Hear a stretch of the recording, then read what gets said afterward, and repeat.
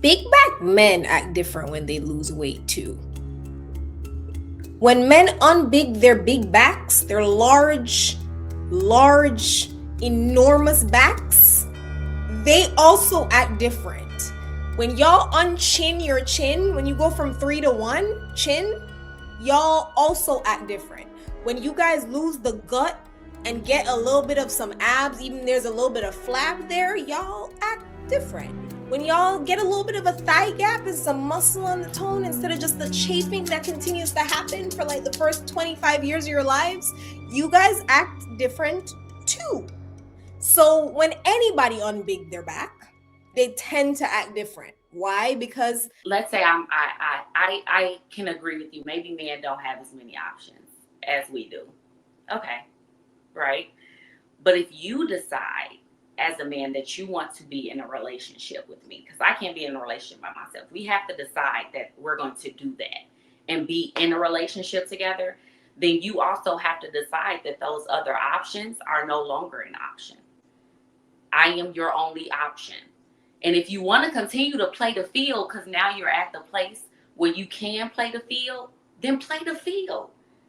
Be single and play as much as you want to. I don't think it's a question of fairness, because I don't think there's any such thing as fairness between men and women.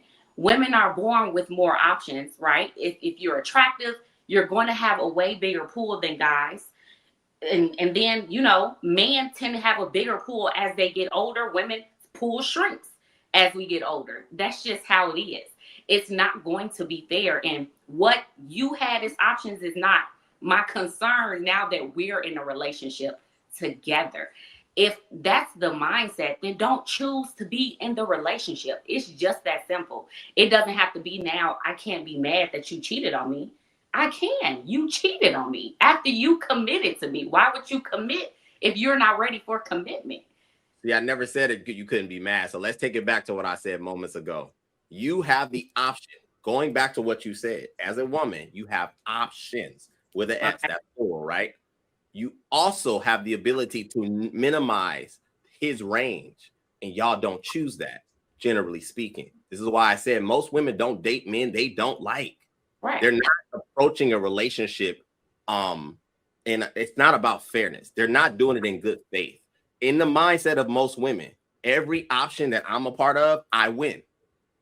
At the start of it, in the middle of it, and even when it ends. And we're saying as men, that's not life for most men, period. Not even in a relationship, just period. There's an exchange in the ecosystem of life that you win when you earn winning. And so it's interesting that it changes when we do acquire a woman in the moment, because Willie painted it perfectly. There may be moments where you are the best option, but something about a relationship magnifies a man's reach. Don't know why that happens, because y'all don't like single men, because there's a whole bunch of them. But the minute a man actually gets a woman, it's almost like a beacon goes out to other women of, oh, damn, he's a good option. Going back to, again, you can pick the guy who works at the Home Depots, the Taco Bells, the Chick-fil-A's, and for whatever freaking reason, he doesn't do it for you. That dude, you probably wouldn't have to worry about. But you want the best of both worlds. You want to go from having all the options, then saying, okay, well, you committed to me. Oh, I'm special. Then getting this dude and now cuffing his range if he decides to now explore his actual ability to exercise options. And again, I didn't say it's right. I think that there needs to be an understanding of what really occurs in the exchange that is man and woman in that dynamic. And I'll let go ahead, Pretty. Bermuda. I don't. Okay. So I'm not sure if you either didn't grasp what she said at all or just like kind of just skirted right over it, but that was all very confusing. So I'm just gonna kind of go back to my previous point in like big back men act different when they lose weight too. When men unbig their big backs, their large, enormous backs, they also act different. When y'all unchin your chin, when you go from 3 to 1 chin, y'all also act different. When you guys lose the gut and get a little bit of some abs, even there's a little bit of flab there, y'all act different. When y'all get a little bit of a thigh gap and some muscle on the tone instead of just the chafing that continues to happen for like the first 25 years of your lives, you guys act different too. So when anybody unbig their back, they tend to act different. Why? Because maybe they feel good that they accomplished something. They feel disciplined. I don't know why we're acting like big back men isn't a thing. I don't know why we're acting like people don't exchange one thing for the other, right? So because when we talk about like beauty standards, it does affect multiple people, right? Men and women. So when men are big backed, they tend to try to atone for that with money. When a woman feels like she does not feel the fit the beauty standard, she then tries to atone for it with personality and cooking, whatever it may be, right? Like being nice, being sweet, placating to men's egos, actually self-deprecating. Oftentimes, there's a lot of big girls I know that self-deprecate. They will talk about themselves being big backs to make people feel better about verbally abusing them. It happens all the time. So for me, when we talk about this whole big back BS and we try to act like in any way it's the same as a man having money and a woman unbigging her back, that's BS, because everybody feels different when they unbig their back, even y'all. And the stretch marks that somebody said in the comments, y'all got it too. Y'all got it all over here, all right here, all in the butt crack, on the butt, on the thighs. Like y'all have it all over. Okay. You think we don't see it? Yeah. It's not cute either way. So let's go ahead and just stop with the body shaming one-sided, because it can go both ways. I don't like when y'all do that. Well, at least the reason that I mentioned that is because to level the playing field. So there aren't many situations where women aren't sought after, where there are just in general, like men in general just aren't sought after by women, because that's not what you do.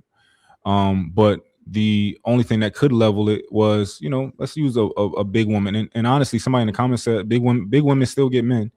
And some of them do, right? Which is why it's not even fully, I had to say some big women, not even all of them, because a lot of them do, men still choose big women.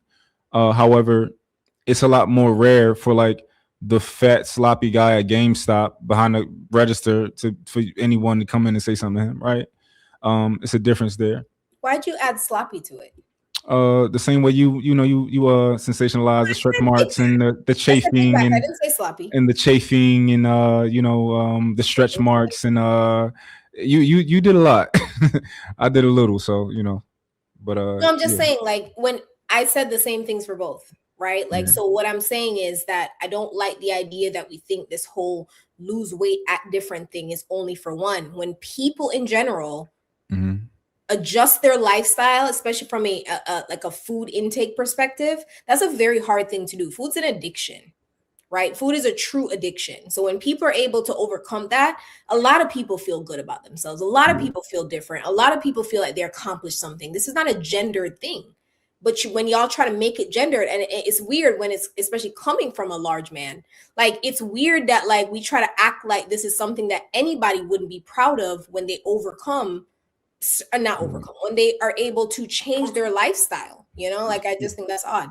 It's fine. It's interesting how you're trying to frame it as, oh, these people are proud of what they're done. No, they look better and they have more access, so they fucking off.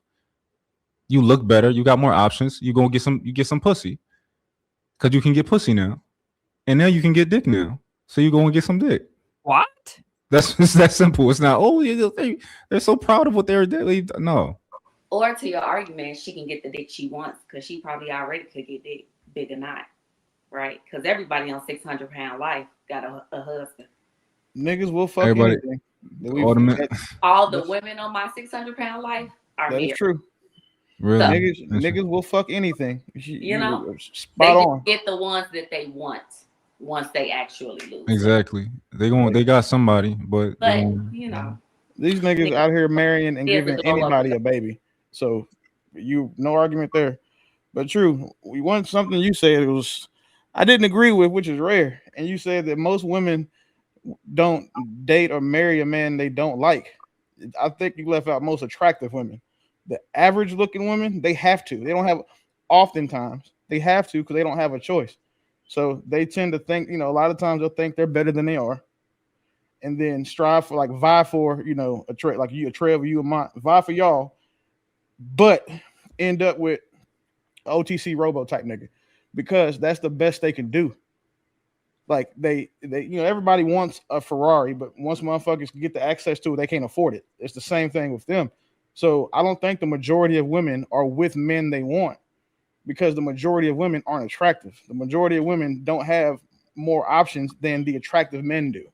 So I don't want to say that just because a woman, she's dating somebody, she wants them, she's good enough for them, because that's why, like, a lot of women really settle down, like, after trying to date up. You see, I agree with Willie on that one. That's crazy. really? I think even attractive women do it. Even attractive women will settle. Yeah, I won't say that either, just to be clear. But I'm saying, on average, attractive women have better chances of finding a man they genuinely want and desire than the less attractive ones do. Okay. I mean, you've seen it look at just some of the celebrities that was coming up when we were younger, like they were popular back then. Look at who they dated since then, and look at how they're all old, single, and alone now, talking about they wish they had a man. Those women were the most attractive women ever. When we were coming up, you couldn't tell them shit. You couldn't tell us nothing. We thought they were all the baddest wick chicks on TV and in movies. But look at them all now.